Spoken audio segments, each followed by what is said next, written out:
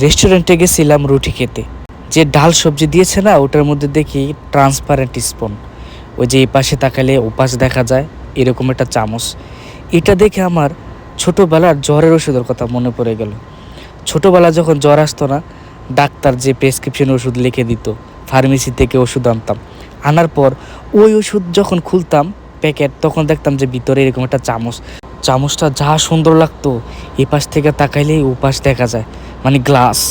কিন্তু পরে দেখতাম এই সুন্দর চামচওয়ালা ওষুধটাই সবচেয়ে তিতা থাকতো, বেমজা থাকতো।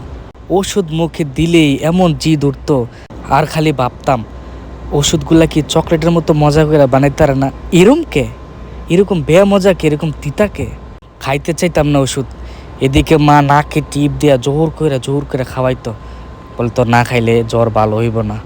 ছোটোবেলার ওষুধগুলা আপনার কাছে কেমন লাগতো? কমেন্ট করে জানান।